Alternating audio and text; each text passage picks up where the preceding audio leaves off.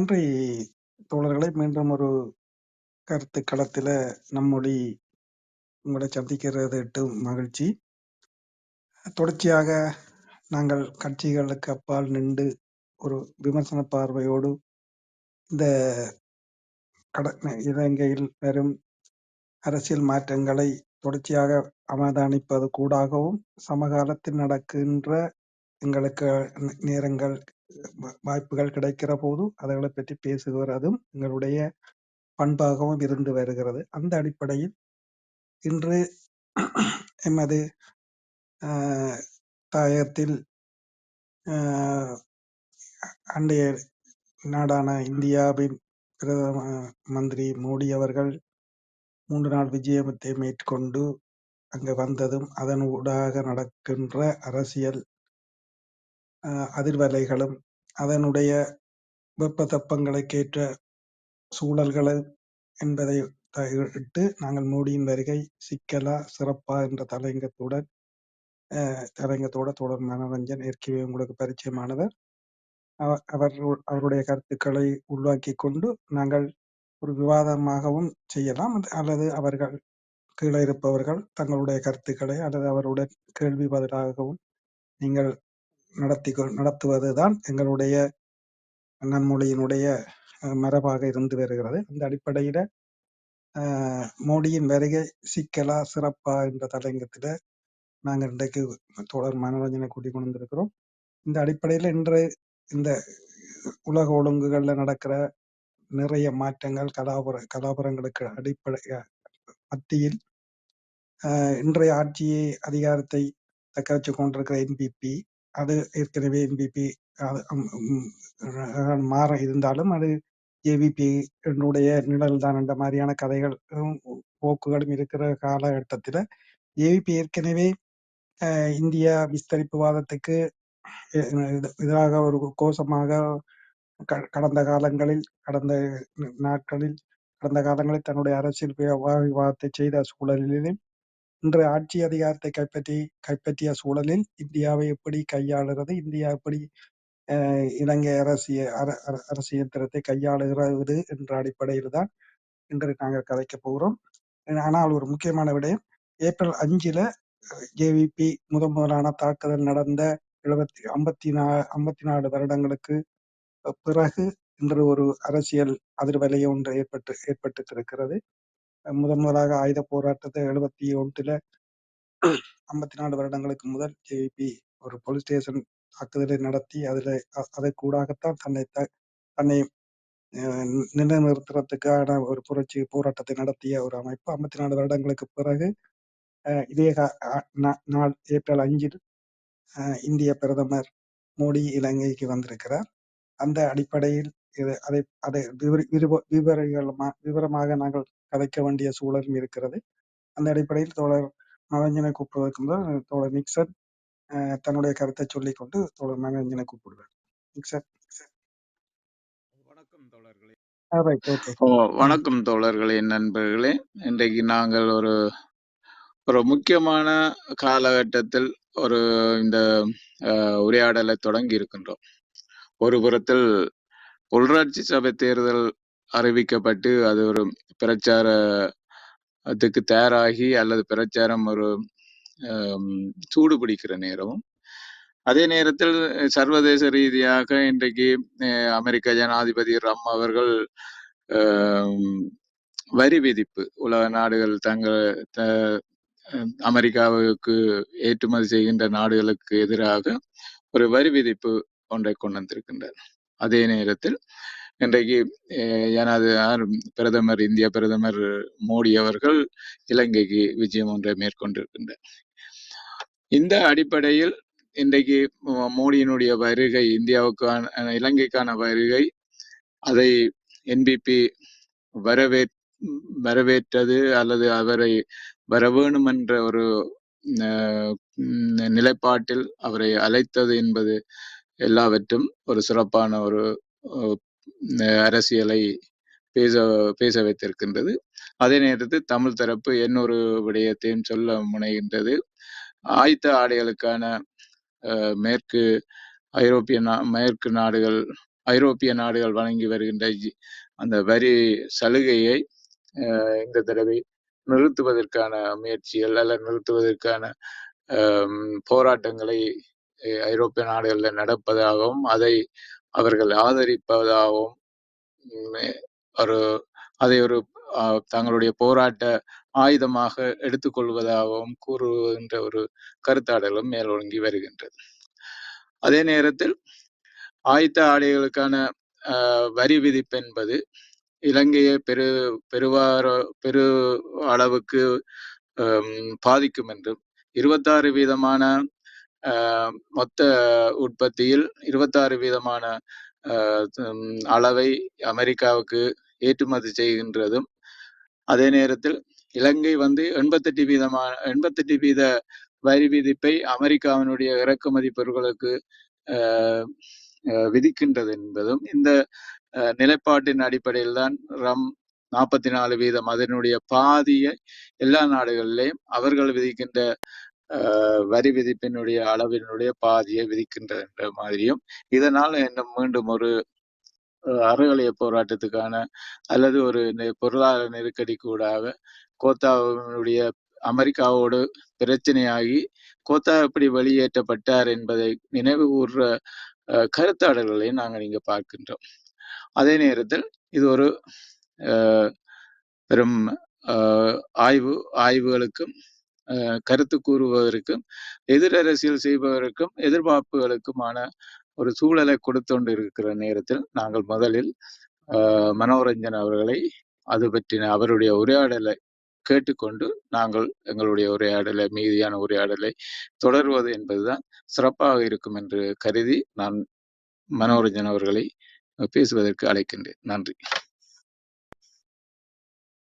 வணக்கம் தோழர்கள். நம்மொழி தளத்தில் என்னை அழைத்து இந்த மோடியினுடைய இந்திய பிரதமராக மோடியினுடைய இலங்கை வருகை சிறப்பா சிக்கலா என்றது நீங்க தலைப்பை போட்டு இருக்கிறீர்கள். இது சிறப்பா சிக்கலான்றது சிறப்பு யாருக்கு சிறப்பு யாருக்கு சிக்கல் என்றும் பார்க்கணும். இதை மோடியினுடைய வருகை நாங்கள் அரசியல் ரீதியாகவும் பார்க்கலாம். அதாவது இந்திய அரசியல், இலங்கை அரசியல், உபகண்ட அரசியல் என்று இப்படியும் பார்க்கலாம்.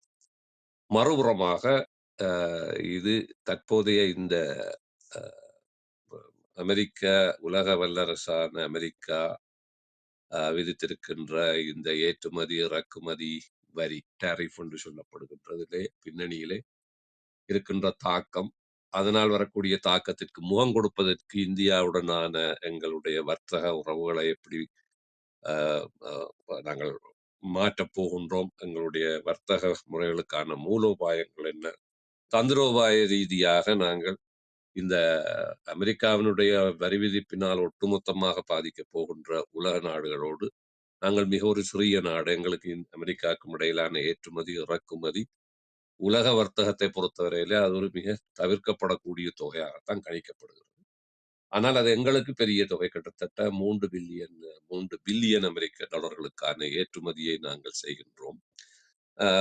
இறக்குமதி என்று பார்த்தால் 1.5 பில்லியன் தான் எங்களுக்கு அமெரிக்காவிலிருந்து இறக்குமதி பொருட்களாக நாங்கள் கொண்டு வருகிறோம். அதில் பெரும்பாலானவை பாரிய யந்திர விவசாய யந்திரங்கள், மருத்துவத்தோடு தொடர்பான உபகரணங்கள் தான் மிக பரவலான, மற்ற வாகன உதிரி பாகங்கள் போன்றவை தொடர்பான ஏற்றுமதி என்று பார்க்கின்ற பொழுது சிறு சிறு கைத்தொழில்களோடு சம்பந்தப்பட்டவை போக பெருவாரியான ஏற்றுமதி என்பது தயார் நிலை ஆடைகள், ரெடிமேட் கார்மெண்ட்ஸ் என்ற கார்மெண்ட் இண்டஸ்ட்ரி அமெரிக்காவுக்கு நாங்கள் ஏற்றுமதி செய்கின்றோம்.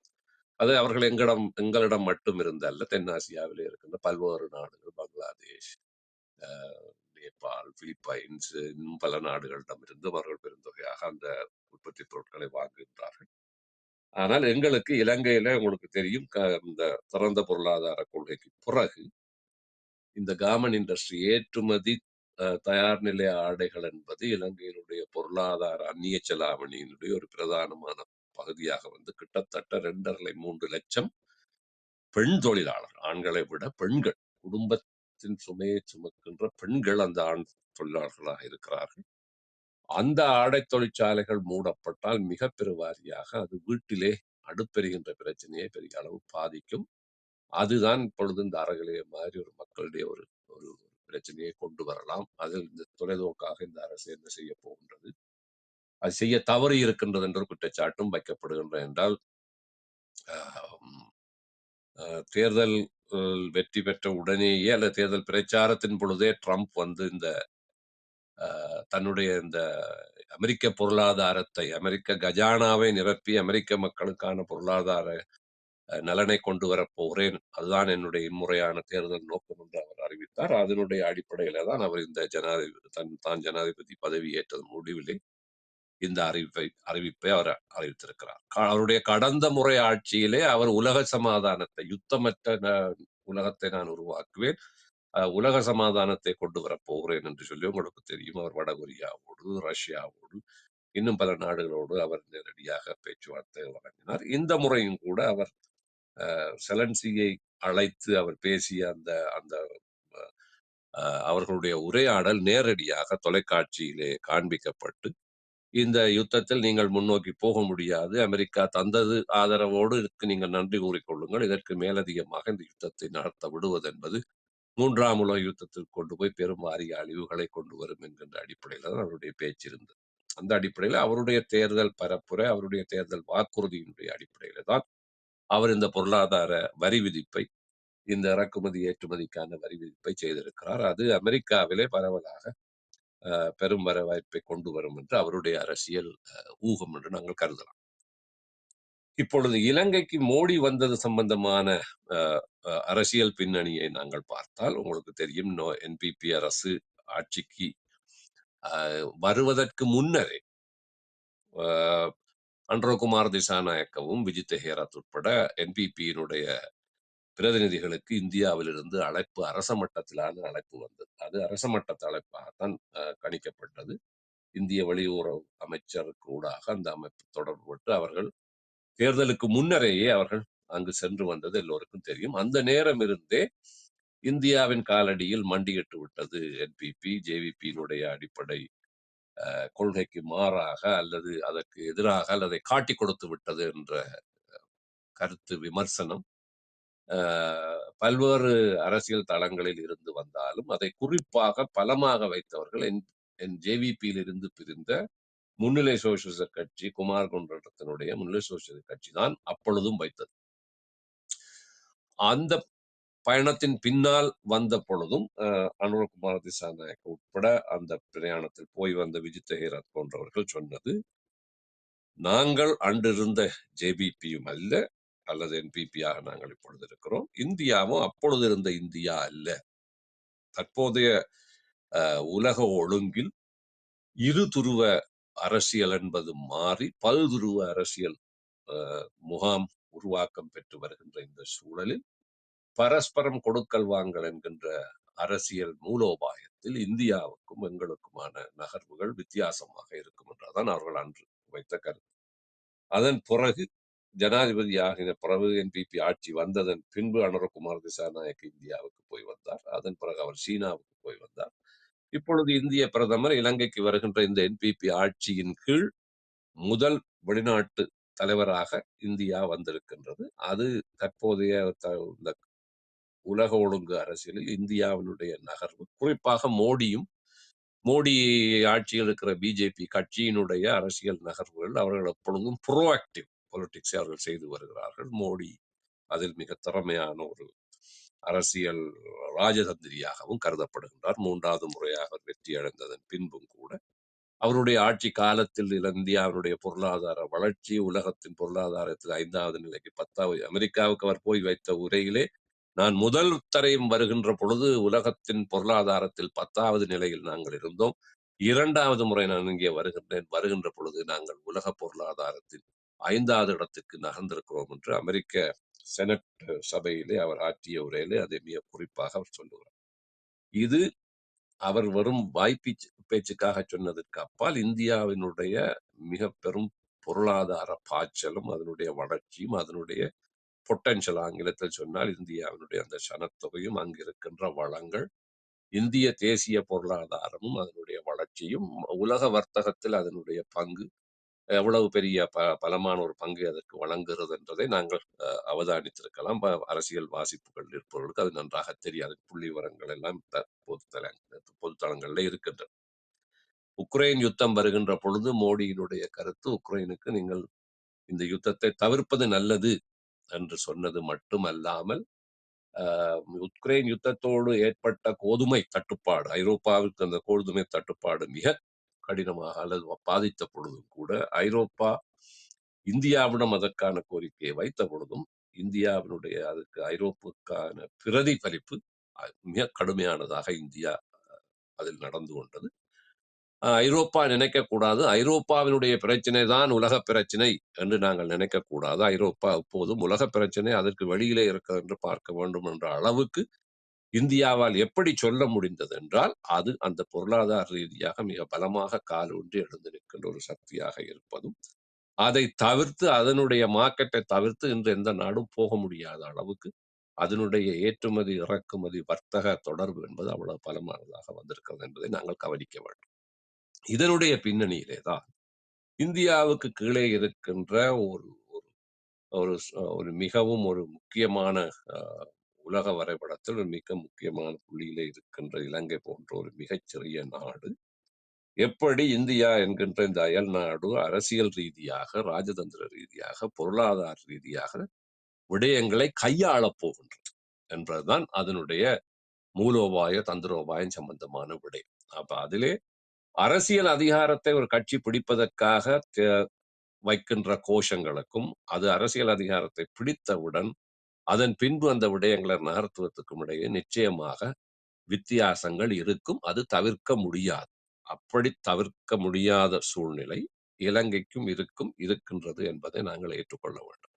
அப்படியெல்லாம் இல்லை, அன்று அப்படி சொன்னீர்களே இன்று இப்படி சொல்லுகிறீர்கள் என்றால் அது அந்த அந்த சிறுபுள்ளைத்தனமான அரசியல்வாதங்களுக்கும் நாங்கள் போக தேவையில்லை. என்னை பொறுத்தவரையிலே இந்திய எதிர்ப்பு அல்லது இந்திய ஆதரவு, இந்தியாவுடான உறவு என்பது தொடர்ச்சியாக இந்த நவீன இந்தியா, நவீன இலங்கை என்று நாங்கள் பார்த்தால் 1948க்கு முன்னர் இருந்த இந்தியாவுக்கும் 300-400 வருடங்கள் காலனித்துவ ஆட்சியின் கீழேயே தொடர்ச்சியாக இருந்த இலங்கை என்கின்ற அந்த இலங்கை, இந்த ரெண்டு புதுசாக இந்த காலனித்துவ ஒடுக்குமுறையிலிருந்து விடுவிக்கப்பட்டு வெளியிலே வந்த இரண்டு நாடுகளும் ஏக காலத்தில் சுதந்திரம் அடைந்ததில் இருந்து இந்திய ஆதரவு, இந்திய எதிர்ப்பு என்பது வேறு விதமான ஒரு வித்தியாசமான போக்கை எடுத்திருக்கின்றது. அது நாங்கள் நவீன இந்த கட்சிகள் உருவாகி இலங்கை அரசியல் செய்கின்ற பொழுதும், அதே போல் இந்தியாவிலே நேரு போன்றவர்களுடைய பஞ்சசீல கொள்கையோடு அவர்கள் எப்படி தங்களை சூழ இருந்த நாடுகளோடு அவர்கள் வகுத்த கொள்கைகளும், அதில் அவர்கள் இலங்கையை பார்த்த விதம், பின்னர் இலங்கையிலே நடத்தப்பட்ட இந்த சிங்களம் தமிழ் என்கின்ற அரசியல், சிங்கள பௌத்தம் என்கின்ற அரசியலுக்குள் இந்த இந்திய எதிர்ப்பு என்பதை எப்படி அரசியல்வாதிகள் பார்த்தார்கள், அரசியல்வாதிகளுக்கு ஆதரவாக இருந்து எழுதிய பத்திரிகையாளர்கள், கல்விமான்கள், மத ஸ்தாபனங்கள் எப்படி அதை வேறு விதமாக வளர்த்தெடுத்து இன்னொரு தளத்திற்கு அது கொண்டு போய் இந்தியா எப்பொழுதும் எங்களை ஒரு ஆக்கிரமிப்பு, எங்களுக்கு மீது ஒரு ஆக்கிரமிப்பை செலுத்தக்கூடிய அரசியல் சக்தி தான் என்பது 70களுக்கு பின்னரான அரசியலில் மிக தீவிரமாக அது ஒரு இலங்கை அரசியலினுடைய அரசியலை நகர்த்துகின்ற ஒரு மைய புள்ளி என்கின்ற நிலைக்கு அது வந்தது. இது சம்பந்தமாக பலர் எழுதியிருக்கிறார்கள். இது சம்பந்தமாக இந்த ஜேவிபியினுடைய இந்திய எதிர்ப்பு அரசியல் அல்லது இந்திய அரசியல் இந்த எதிர்ப்பு பற்றி பல புத்தகங்களை எழுதுகின்ற நண்பர் சரவணன் அவருடைய புத்தகம் ஒரு கட்டுரை அவர் எழுதியிருந்தார். அதிலே அவர் சொல்லுகிறார் என்னென்றால், இந்த ஜேவிபியினுடைய இந்திய எதிர்ப்பு என்பது மாவோயிஸ்டுகள் சண்முகதாசனுடைய மாவோயிஸ்ட் சீன சார்பு மாவோயிஸ்ட் கட்சியினுடைய அரசியல் வழிகாட்டுதல் கருதுகோளில் இருந்துதான் அவர்கள் இதை எடுத்துக்கொண்டார் என்றால், சண்முகதாசன் தொடர்ச்சியாக அவருடைய அந்த சீன சார்பு கம்யூனிஸ்ட் கட்சி காலத்தில் இந்தியாவுக்கு எதிரான நிலைப்பாடுகள் அவர்களுடைய அரசியல் ஏடுகளிலும், அரசியல் கோட்பாடுகளிலும், அரசியல் வகுப்புகளிலும் போதிக்கப்பட்டதாக இந்தியா ஒரு ஆக்கிரமிப்பு சக்தி, இந்தியா ஒரு ஒரு காலனித்துவ சக்தியாக வளர்கின்றது, அதற்கு நாங்கள் அடிபணியக்கூடாது என்கின்ற கருத்தை அவர்கள் அங்கிருந்துதான் பெற்றுக்கொண்டார்கள் என்பது. அது அந்த ஜேவிபியினுடைய 5 வகுப்புகளில் அவர்களுடைய அந்த புரட்சிகரமான கட்சியை கட்டுகின்ற 5 வகுப்புகளில் இந்திய விஸ்தரிப்புவாதம் என்பதை அவர்கள் ஒரு முக்கியமான விடயமாக கொண்டு அவர்கள் அதை பரப்புரை செய்தார்கள். அது அந்த கட்சியினுடைய வாக்குகளுக்கு உள்வாங்கப்பட்டவர்களுக்குள் மிக ஆழமான ஒரு கருத்தாக இருந்ததாக அந்த கட்சியினுடைய செயலாளராக இருந்த லயனல் போப்பகேயும் அதை சொல்லியிருக்கிறார், முன்னாள் அந்த கட்சியினுடைய பொதுச் செயலாளர். அதிலிருந்து அந்த சண்முகதாசன் கட்சியிலிருந்து வந்த ஜேவிபி 71ஆம் ஆண்டு அவருடைய கிளர்ச்சியின் பொழுது அப்பொழுது ஸ்ரீமா பண்டார் நாயக்கா அவர்களுடைய ஆட்சியிலே இந்தியாவோடு இருந்த நட்புறவை வைத்துக் கொண்டுதான் இந்தியாவில் இருந்துதான் படை அதிகாரிகளும் விமானங்கள் ஆயுத தளபாடங்களை பெற்று அந்த கிளர்ச்சி ஒடுக்கப்பட்டது. அப்போ இது ஜேவிபிக்கு இன்னும் ஜேவிபியினுடைய கருத்துக்கு இன்னும் வலுவூட்டுகின்ற ஒரு சம்பவமாக அந்த நேரம் இருந்தது.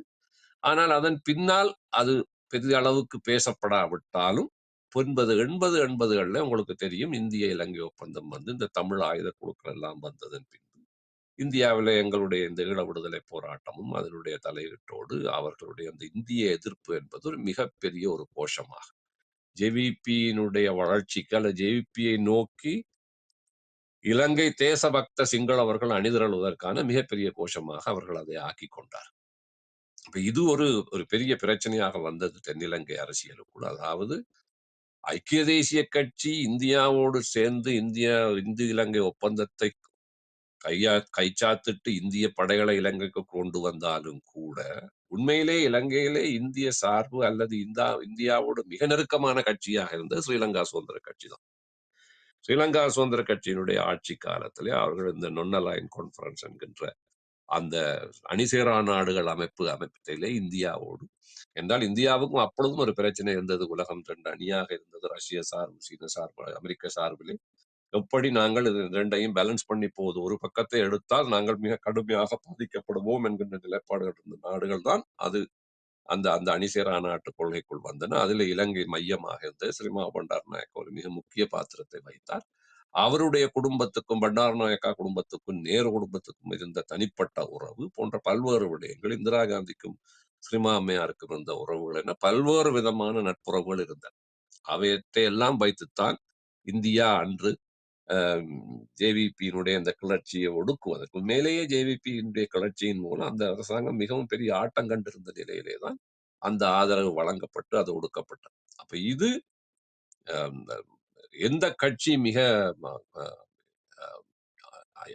இந்தியாவுக்கு எதிரான பிரதான கட்சி என்று பார்த்தால் ஸ்ரீலங்கா சுதந்திர கட்சி அல்ல, ஐக்கிய தேசிய கட்சி தான் உண்மையிலேயே கோட்பாடு ரீதியாக இந்தியாவுக்கு எதிரான அரசியல் சக்தியாக ஐக்கிய தேசிய கட்சி தான் இருந்திருக்கு. அதுவும் ஜே.ஆர். ஜெயவர்தன போன்ற ஒரு மிக தீவிர மேற்கத்திய சார்பு ஒரு வலதுசாரி அரசியல் சிந்தனை கொண்ட ஒரு அரசியல்வாதி வந்ததன் பின்பு அவருடைய நகர்வுகள் எல்லாம் நேரடியாக அந்த உலக இருந்த அந்த இரு முகாம் அரசியலுக்கு அமெரிக்க சார்பு மேற்கத்திய அமெரிக்க சார்பு நிலைப்பாட்டை எடுத்ததும் இந்தியா போன்ற ஒரு நாடு அச்சப்படக்கூடிய அதனுடைய பாதுகாப்பு பிராந்திய நலன்களுக்கு அச்சுறுத்தல் விளைவிக்கக்கூடிய விதமான நகர்வுகளை இவர் மேற்கொண்டதும் அன்று ஆட்சியில் இருந்த இந்திரா காந்தி அரசோடு ஏற்படுத்தி கொண்ட மிக முரண்பாடான நிலப்பாடுகளும் தான் இந்திய இலங்கை ஒப்பந்தத்துக்கு அவரை பின்பக்கமாக கையை பிடித்து முறுக்கி தலையிலே குட்ட வைத்து அந்த ஒப்பந்தத்தை எழுத பண்ணதை ஒழிய இந்திய சார்பு நிலைப்பாட்டில் எடுத்த ஒப்பந்தம் இல்லை என்பது எங்கள் எல்லோருக்கும் தெரியும். அப்ப இந்த பின்னணியிலே இன்றைக்கு மோடியினுடைய வருகையை வைத்து ஐக்கிய தேசிய கட்சியோ ஸ்ரீலங்கா சுதந்திர கட்சியோ அல்லது மொட்டு கட்சியோ அதற்கு எதிராக எதையும் கதைக்க முடியாத நிலையில இருக்கின்றன. என்றால் கடந்த 25-30 வருட கால அரசியலில் இந்திய இலங்கை ஒப்பந்தம் எழுதப்பட்டதற்கு பிறகு இந்தியாவின் தயவிலேதான் இந்த அரசியல் கட்சிகள் எல்லாம் அரசியலை நடத்தி வந்திருக்கின்றன.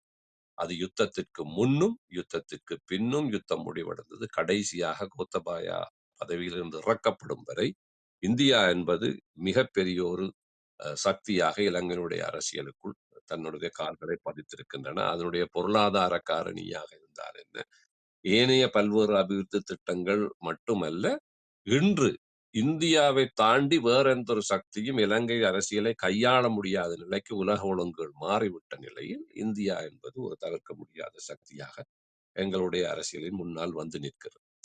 இப்பொழுது ஜேவிபிக்கு இதில் வருகின்ற என்பிபி, அதாவது என்பிபி அரசாக இருந்தாலும் என்பிபி அரசுக்குள் மிக பிரதானமான சக்தியாக இருப்பது ஜேவிபி என்பது ஒரு ரகசியம் அல்ல, அது எல்லோருக்கும் தெரிந்தபடி. ஜேவிபிக்கு இது ஒரு எப்பொழுது சிக்கலாக வரப்போகிறது சொன்னா 2 விதமான விடயத்தில் சிக்கல் வரும். ஒன்று, ஜேவிபியோட இருந்து பிரிந்து நின்ற குமார் குண்ரட்னம் போன்ற இந்த இந்திய எதிர்ப்பு வாதத்தை தட்டி கிளறிவிட்டால் அது எவ்வளவு தூரம் தீப்பற்றக்கூடியது என்பதை நன்கு அறிந்தவர் குமார் குண்ரட்னம். ஏனென்றால் அவர்கள் அந்த அரசியலை செய்தவர்கள் 87, 88. அது தனியாக அவர்களுடைய கட்சி சார்ந்தவர்கள் மட்டுமல்ல, தங்களுடைய கட்சிக்கு வெளியிலே இருந்த சிங்கள பௌத்தம் பேசியவர்கள், சிங்கள இனவாதிகள் போன்ற எல்லோரையும் அவர்கள் பின்னால் அணிதிரள வைத்தது. அதனுடைய தாக்கம் எவ்வளவு தூரம் போனது என்றால், அந்த நேரத்திலே ஸ்ரீமா பண்டார் நாயக்கா போன்ற இந்திய சார்பு அல்லது இந்தியாவோடு மிக நெருக்கமாக இருந்த ஸ்ரீலங்கா சுதந்திர கட்சியும் அந்த நேரத்தில் இந்தியாவுக்கு எதிராக கொழும்பிலே புறக்கோட்டையிலே போதி மரத்துக்கு கீழே உண்ணாவிரதம் இருந்து அல்லது பெரும் ஆர்ப்பாட்டங்களை செய்து அந்த இந்திய இலங்கை ஒப்பந்தத்தை எதிர்த்தார். அந்த அளவிற்கு இந்த இந்திய எதிர்ப்பு வாதத்தை சாதாரண சிங்கள மக்கள் மத்தியில் தூண்டிவிட முடியும் என்பது குமார் குண்ரட்னம் உட்பட ஜேவிபியில இருந்த அந்த பழைய தோழருக்கு நன்றாக தெரியும். அதனுடைய தாக்கம் ஒருபுறமாக ஜேஆர் மேற்கத்தைய சார்பிலே அவர் இந்தியாவுக்கு எதிரான நிலைப்பாட்டை எடுத்து நகர்வுகளை நடத்தி இந்திய இலங்கை ஒப்பந்தத்தை வலுக்கட்டாயமாக நாட்டுக்குள் கொண்டு வந்து இறக்கினாலும், ஐக்கிய தேசிய கட்சிக்குள்ளும் ஒரு அரசியல் கட்சியாக இந்திய எதிர்ப்பு அலை சிங்கள மக்கள் மத்தியிலே வீசினதால் அதனுடைய 2ஆம் மட்ட தலைவராக இருந்த பிரேமதாசா, ரணசிங்க பிரேமதாசா பிரதமர், லலித் அத்துலத்மோடி தேசிய பாதுகாப்பு அமைச்சராக இருந்தவர் உட்பட இன்னும் பலர் ஐக்கிய தேசிய கட்சிக்குள் இந்திய எதிர்ப்பு நிலப்பாட்டை எடுத்தார்கள். இந்திய இலங்கை ஒப்பந்தம் கைச்சாத்திடப்படுகின்ற வைபவத்துக்கு போவதை தவிர்த்து கொண்டார்கள். பாராளுமன்றத்தில் இந்தியாவுக்கு எதிரான உரைகளை நடத்தி அந்த இந்திய எதிர்ப்பு பதாகையை ஸ்ரீலங்கா சுதந்திர கட்சிக்கும் ஜேவிபி கையிலுக்கும் விடாமல் தங்களுடைய பக்கம் தக்க வைத்துக் கொள்ள வேண்டாம், தங்களுடைய கட்சியிலே இருப்பவர்களும் அதற்கு பின்னால் போக போறார்கள் என்ற நிலைப்பாட்டில் அவர்கள் இருந்தார். இதிலே மிக அருமையான 2-3 கார்ட்டூன்களை பற்றி நான் சொல்கிறேன். பத்திரிகைகளிலே ஊடகவியலாளர் என்ற வகையிலே பத்திரிகைகளிலே சாதாரணமாக கார்ட்டூன் வரைபடங்கள் மூலம் சமூகத்திலே இருக்கின்ற அன்றைய இடத்திலே கிரவுண்டில் இருக்கின்ற மூட், அந்த மக்களுடைய மனோநிலையை பிரதிபலிப்பதாகத்தான் கேலி சித்திரங்கள் அமையும். ரணசிங்க பிரேம அப்பொழுது எத்த என்று சொல்றது கம்யூனிஸ்ட் கட்சியினுடைய பத்திரிகை. அப்போ கம்யூனிஸ்ட் கட்சி, லங்கா சமாஜ கட்சி போன்ற இடதுசாரி கட்சிகள் எல்லாம் அந்த நேரத்தில் இந்திய இலங்கை ஒப்பந்தத்தை ஆதரித்தனர். அவர்கள் அதுக்கு ஆதரித்தவர்கள். அந்த கம்யூனிஸ்ட் கட்சியினுடைய பத்திரிகையான எத்த என்கின்ற பத்திரிகையிலே ஒரு கார்ட்டூன் அப்பொழுது யூனூஸ் என்கின்ற கார்ட்டூன் ஓவியர் அதை போட்டிருந்தார். அதாவது விஜய் வீர கையிலே ஒரு பதாகையை பிடித்துக் கொண்டிருக்கா, இந்தியாவே வெளியேறு, இந்திய ஆக்கிரமிப்பாளனே வெளியேறு என்ற பொழுது பிரேமதாசா பாய்ந்து அந்த பதாகையை தான் பிடித்து இழுத்து விஜய் வீரனுடைய வயிற்றிலே எட்டி காலால் உதைத்து, அடே இது என்னுடைய பதாகை என்று அவர் புடுங்குவது போல் அந்த கார்ட்டூன் அமைந்திருந்தது. இதை நான் சொன்னதை அந்த பத்திரிகையாளர், அந்த ஊடகவியலாளர் அது பிரதிபலித்தார். ஏனென்றால் அந்த பதாகை தான் அந்த நேரம் ஜனரஞ்சக அரசியலுக்கு அவர்களுக்கு தேவையாக இருந்தது. ஸ்ரீலங்கா சுதந்திர கட்சியும் அந்த நேரத்தில் அதைத்தான் கையில் எடுக்கக்கூடியதாக இருந்தது. என்றால் இது சிங்கள மக்கள் மத்தியிலே ஒரு குறிப்பிட்ட காலத்தின் பின், அதாவது 50, 60களின் பின் வந்த கல்விமான்கள் அல்லது கல்வியலாளர்கள், ஊடகவியலாளர்கள், மத தலைவர்கள் போன்றோர் இந்த தமிழ் தேசிய அரசியல், தமிழ் தேசியவாதத்தை எதிர்க்கிறோம் என்ற பெயரில் இந்த தமிழ் தேசியவாதத்துக்கு உறுதுணையாக நிற்கிற தமிழ்நாட்டு அரசியலை இந்திய அரசியல் என்று கருதி இந்தியா தமிழர்களுக்கு இந்த நாடை பிரித்து தமிழர்களோடு நிற்கின்றது என்கின்ற கருத்தும், அதற்கு உரம் போடுகின்ற விதத்தில் வரலாற்று ரீதியாக சோழர்கள், பாண்டியர்கள் எல்லாம் இலங்கையை ஆக்கிரமித்திருந்திருக்கிறார்கள், துட்டகைமுனு போன்றவர்கள் அவர்களுக்கு எதிராக யுத்தம் புரிந்து காப்பாற்றிய நாடு போன்ற இந்த ஒரு விதமான ஒரு உணர்ச்சிகர அரசியலை ஊட்டி வளர்த்ததன் காரணமாகத்தான் ஜேவிபியினால் அந்த நேரத்தில் அதை பயன்படுத்தக்கூடியதாக இருந்தது. உண்மையிலேயே ஜேவிபி எவ்வளவு தூரம் அரசியல் கோட்பாட்டு ரீதியாக அந்த இந்திய எதிர்ப்புவாதத்தை பேசினாலும் அந்த நேரம் அவர்கள் அரசியல் அதிகாரத்தை கைப்பற்றுவதற்காகத்தான் அதை வைத்தார்கள் என்பது அவர்களுக்கு தெரியும். இப்பொழுது இந்தியாவிலே மோடி அவர்கள் எப்படி இந்துத்துவாவை, ராமர் கோயிலை இடித்து ஆரம்பித்து இந்து இந்தியா என்று இன்றைக்கு அகண்ட இந்தியா வரைக்கும் அவர்கள் அதை வைத்துக் கொண்டு வரார்களோ, அதே போல அரசியல் அதிகாரத்தை கைப்பற்றுவதற்காக இந்த இந்திய எதிர்ப்பு என்பதை அவர்கள் அன்று பாவித்தார்கள். இப்பொழுது அவர்கள் அரசியல் அதிகாரத்திற்கு வந்து விட்டார்கள். ஆகவே இப்பொழுது அது மேலேயே அவர்களுக்கு தேவையில்லை. அதை காட்டி கொடுத்தார்கள் தான் என்று சொன்னாலும் அது அப்படித்தான். அது காட்டி கொடுக்க கைவிட்டார்கள் என்று நான் சொல்வேன். அதில் ஒன்றும் காட்டி கொடுக்கறதுக்கு எல்லாம் ஒன்றும் இல்லை. அதை அவர்கள் கைவிட்டார்கள் என்றால் இன்றைக்கு அது தந்திரோபாய ரீதியாக அது தேவையில்லை. அன்றும் அவர்கள் அது தந்திரோபாயமாகத்தான் வைத்தார்கள். அன்று அதை அவர்கள் அவ்வளவு ஆக்ரோஷமாக உக்கிரமாக வைத்தார்கள். எப்படி எங்களுடைய இந்தியா ஈழத்தமிழனை ஒடுக்க வருகிற என்று விடுதலை புலிகள் வைத்தார்களோ, விடுதலை புலி ஆலோசகர்கள் எல்லாம் இன்றைக்கு இந்தியாவிலே போய்த்தான் தஞ்சம் அடைந்திருக்கிறார்கள். இந்தியா தான் எங்களுக்கு இருக்கும், நாங்க இந்தியாவோடு நின்று சீனாக்கு எதிராக நிற்போம் என்று பேசுகின்ற ஈழத்தமிழ் தேசிய ஆய்வாளர்களும் அறிவாளிகளும் எப்படி இருக்கிறார்களோ அவர்களுக்கு தெரியும்.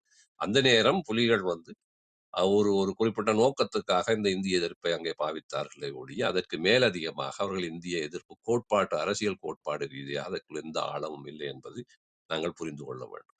அந்த அடிப்படையில இன்றைக்கு என்பிபியை பொறுத்தவரையிலே இந்தியா என்று நிற்கின்ற இந்த மிகப்பெரிய சக்திக்கு முன்னால் மிகப்பெரிய அரசியல் பொருளாதார ரீதியான சவால்களுக்கு முகம் கொடுத்து எழுந்து நிற்க தடுமாறுகின்ற இந்த நாடு என்ற வகையில் இந்த இந்தியா என்கின்ற சக்தியை எப்படி கையாளும்?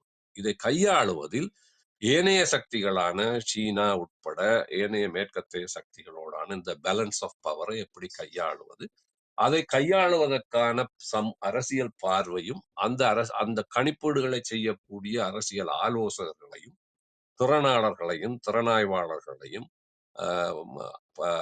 அவர்கள் அந்த அரசாங்கம் கொண்டிருக்கிறதா இல்லையா என்பதுதான் உண்மையாக கேள்வியாக கேட்கப்பட வேண்டும். அது சம்பந்தமாக பல்வேறு விமர்சனங்கள் வைக்கப்படுகின்றன. என்பிபி அரசாங்கம் கடந்த 6 மாதத்தில் அவர்களுடைய நகர்வுகளை பார்க்கின்ற பொழுது அவர்கள் எல்லாத்தையும் அவர்கள் ட்ரையல் அண்ட் எரர் மெத்தட்லே செய்து பார்க்கிறார்கள். செய்து பார்த்து புலவிட்டு திருப்பி வாபஸ் வாங்கி திருப்பி ஒரு அடி 10 அடியை வச்சிட்டு பின்னாலே எடுத்து மெதுவாகத்தான் போகிறார்கள். இந்த அரசாங்கத்துக்கு அனுபவம் இல்லை, அனுபவம் மிக்க ஒருவரும் இவர்களிடம் இல்லை என்கின்ற குற்றச்சாட்டுகளுக்கு பின்னால் இந்தியா சம்பந்தமாக இவர்களுக்கு எந்த ஒரு இந்த நகர்வுகள் சம்பந்தமாக இவர்களிடம் திறமையான நபர்கள் இல்லை என்கின்ற ஒரு ஒரு குற்றச்சாட்டு வைக்கப்படுகின்றது.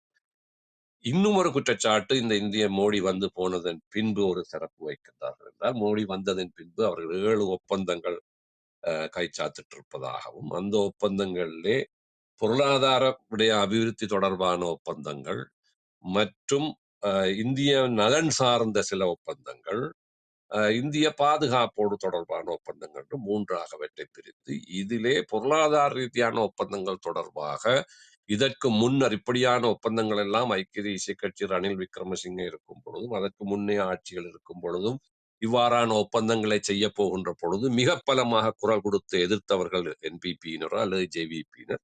இப்பொழுது இவர்கள் நாட்டில் உள்ள மக்களுக்கு எதுவுமே சொல்லாமல், பாராளுமன்றத்திலே கூட இதை பற்றி பேசாமல், ஒருவருக்கும் தெரியாமல் இவர்கள் இந்த 7 ஒப்பந்தங்களை கைச்சாத்திட்டு இருக்கிறார்கள்.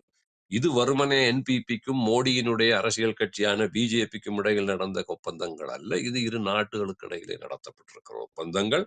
இது தொடர்பாக இவை பாராளுமன்றத்திலே போடப்பட வேண்டும், விவாதிக்கப்பட வேண்டும், மக்கள் முன்னால் கொண்டு வரப்பட வேண்டும், இதில் உள்ள சாதக பாதகங்கள் எல்லாம் பார்க்கப்பட வேண்டும் என்கின்ற விவாதம் ஒரு பக்கமாக வருகிறது. அதிலே குறிப்பாக இந்த சாம்பூரிலே, திருவண்ணாமலை மாவட்டத்திலே சாம்பூரிலே இருக்கின்ற இடத்திலே எரிசக்தி உருவாக்குவது தொடர்பான ஒப்பந்தம் மற்றும் இலங்கையினுடைய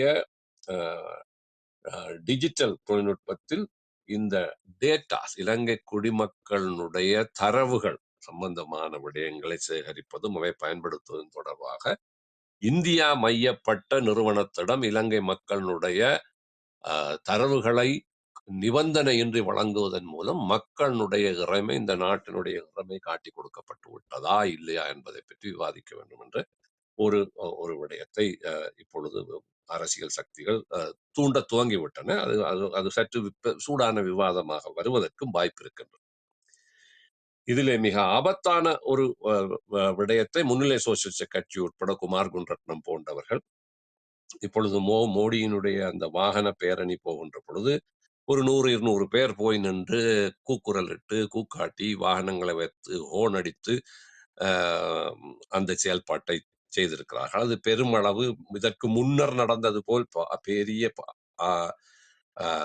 பாராட்டையும் வரவேற்பையும் பெறாவிட்டாலும் இன்றைய இந்த சோசியல் மீடியா சமூக ஊடக தளத்தில் அது அங்கங்கே போடப்பட்டு ஜேவிபி நாட்டை காட்டி கொடுக்க முற்பட்டது. ஆனால் வீரம் செறிந்த இடதுசாரி செயற்பாட்டாளர்கள் நல்ல பாடத்தை கற்பித்திருக்கிறார்கள் போன்ற சிலேடையான கொமெண்ட்கள் எல்லாம் வந்து கொண்டிருக்கின்றன. ஆனால் இவை எல்லாவற்றையும் மீறி இந்திய பிரதமர் வந்து ஒப்பந்தங்களையும் கையொப்பமிட்டு எந்த என்பிபி தங்களை எதிர்த்ததோ அதே என்பிபியின் மூலம் மிகப்பெரிய வரவேற்போடு, பாராட்டுதல்களோடு, வைபவங்களோடு அந்த பயணம் முடிந்து விட்டது.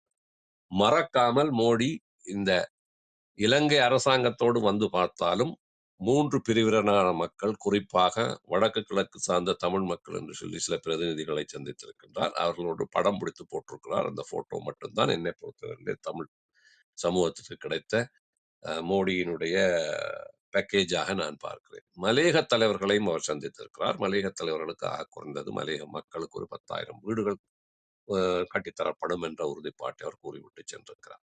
ஒட்டுமொத்தமான இலங்கை அரசியலினுடைய நகர்விலே மோடி தன்னுடைய தடத்தை முதலிலே பதித்து விட்டு போயிருப்பதற்கான அவருடைய இந்த இந்த பிராந்திய அரசியல் நிலையிலே அவர்கள் முன்னடியே எடுத்து வைத்து விட்டார்கள். அவருக்கு தெரியும் மிக விரைவிலே சீன தலைவர்கள் இங்கே வருவார்கள். அவர்களுடைய நலன் இருந்தும் இலங்கை அரசாங்கம் சில விஷயங்களை செய்யத்தான் போகிறது. என்பிபி கட்சிக்கும் அல்லது ஜேவிபி என்கின்ற கட்சிக்கும் சீன கம்யூனிஸ்ட் கட்சிக்கும் இடையே, என்பிபிக்கும் பிஜேபிக்கும் அப்படி தொடர்பு கிடையாது. ஆனால் என்பிபி அல்லது ஜேவிபி என்ற கட்சிக்கும் சீன கம்யூனிஸ்ட் கட்சிக்கும் இடையே கட்சி சார்ந்த அரசியல் தொடர்புகள் இருக்கின்றன என்பதை மோடி உட்பட இந்திய அரசு ஆய்வாளர்கள், புலனாய்வாளர்களுக்கு நன்றாக தெரியும். அந்த அடிப்படையிலே முதலடியை அவர்கள் எடுத்து வைத்து விட்டார். இது எந்த வகையில் என்பிபி அரசாங்கத்திற்கு சிக்கலை கொடுக்க போகின்றது என்றதும், இதிலே அவர்களுக்கு இருக்கின்ற சிறப்பு நலன்கள் என்ன என்றதை பற்றியும் தான் நாங்கள் பேச. என்னை பொறுத்தவரையிலே இந்தியா இப்படி வந்ததும், இந்தியாவை இவர்கள் கையாளுகின்ற விதமும், இந்தியாவினால் கிடைக்கப் போகின்ற பொருளாதார நலன்களும், இந்திய மார்க்கெட் என்றது ஒரு மிகப்பெரிய மார்க்கெட். நாங்கள் சில வேளைகளில் அமெரிக்காவில இருந்து இறக்குமதி செய்கின்ற பொருட்களான அக்ரிகல்ச்சரல் எக்யூப்மெண்ட்ஸ் என்று சொல்லக்கூடிய விவசாய யந்திர தொழில்நுட்பங்களோடு பார்க்கின்ற போது இந்தியா போன்ற நாட்டிலே மிகப்பெரிய அளவு அவ்வாறான உற்பத்திகள் இருக்கின்றன.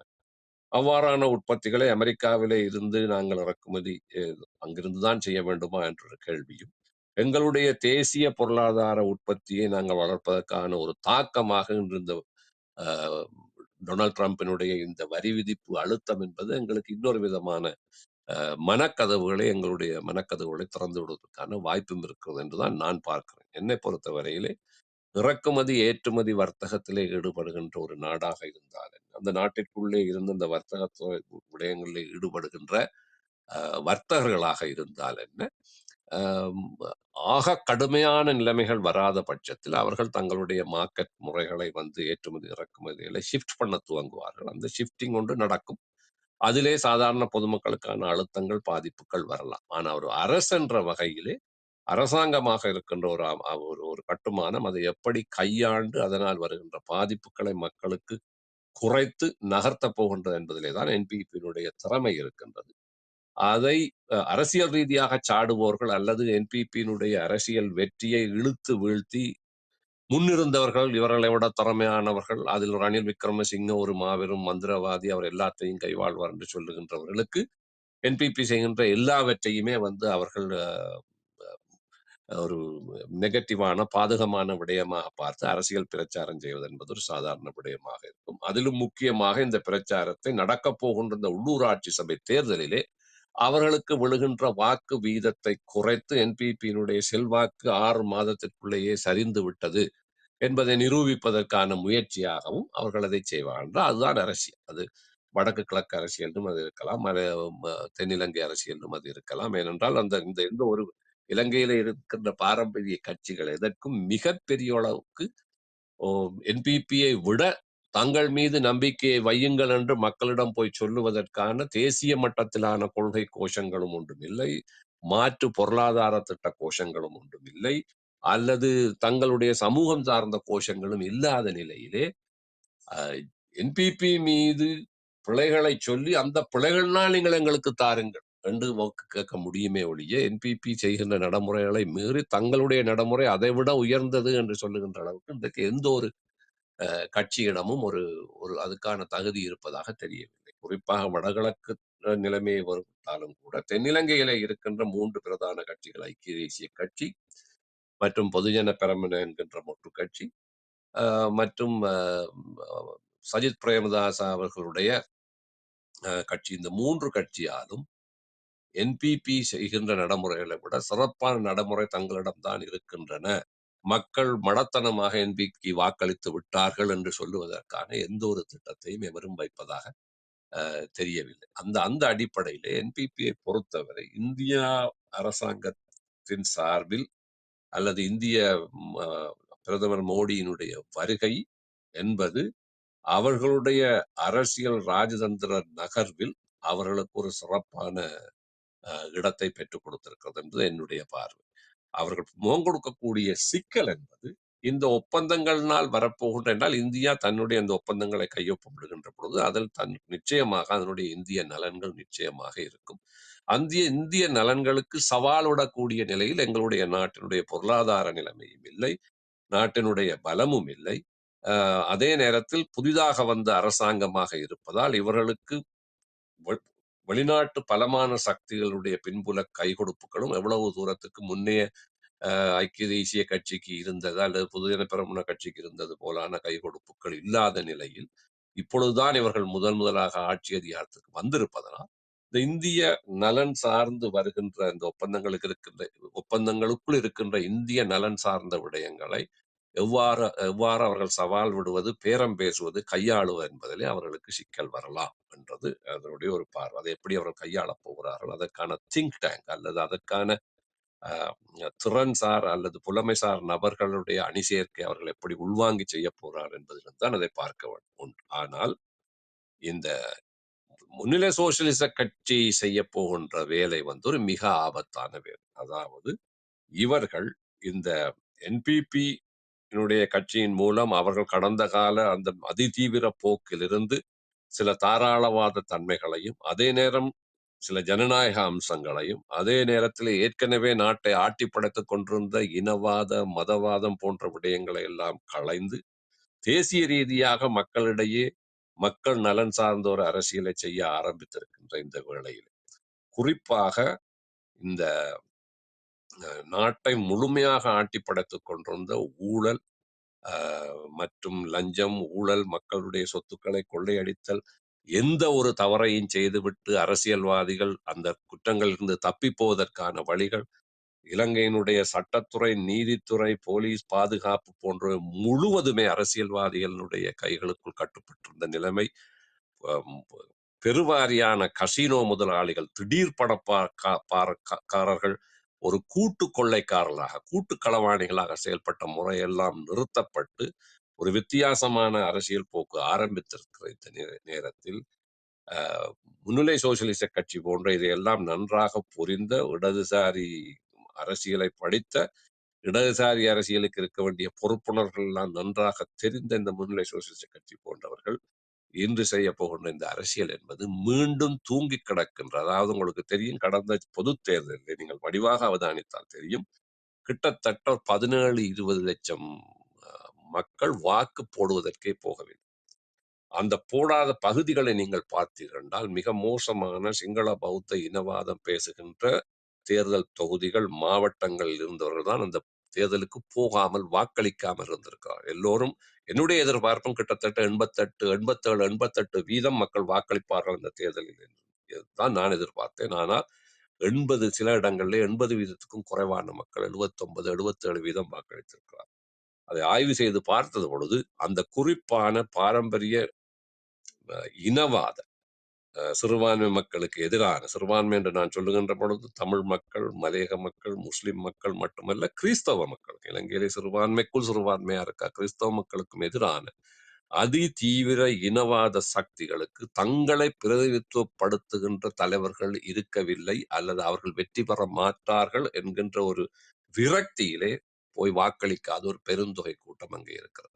இப்பொழுது இந்த முன்னிலை சோசியலிச கட்சி போன்ற ஒரு கட்சி செய்ய போகின்ற வேலையால் அந்த சக்திகளுக்கு ஒரு மிக பெரிய ஒரு ஊக்கமும் ஒரு ஒரு ஊக்கமருந்தை இவர்கள் கொடுக்க போகிறார்கள். இவர்களுடைய கூட்டங்களுக்கு அந்த சக்திகள் போய் நின்று இவர்களுக்கு ஆதரவு தெரிவித்து இந்த கருத்து மேல வளர்ந்து வருகின்றது, இந்திய எதிர்ப்பு கருத்து சரி என்கின்ற நிலைப்பாட்டை எடுக்க போகிறார். இது தொடர்பாக தமிழ் சமூகத்தில் தமிழ் அரசியல் தரப்பு மிக நிதானமாக இருக்க வேண்டும். ஏனென்றால் எங்களுடைய கடந்த 35-40 வருட கால அரசியல் அனுபவம் என்பது மிக மிக மிக பெரிய அழிவுகளோடும் வேதனைகளோடும் சீரழிவுகளோடும் வந்து நிற்கிறோம். நாங்கள் எங்களுக்கு சமூகத்திற்குள் ஆழமான ஒரு படித்த ஒரு அரசியல் தெரிந்த சமூக பொறுப்புணர்வுடன் பேசக்கூடிய, பாராளுமன்றத்தில் நாகரிகமான வார்த்தைகளை பேசிய, காத்திரமான அரசியலை பேசக்கூடிய அரசியல் தலைவர்கள் கூட இல்லாத நிலைக்கு நாங்கள் டிக்கடன்ஸ் என்ற ஆங்கிலத்தில் ஒரு சொல் இருக்கின்றது, சீரழிந்த நிலைக்கு நாங்கள் வந்து நிற்கின்றோம். இந்த நிலையிலே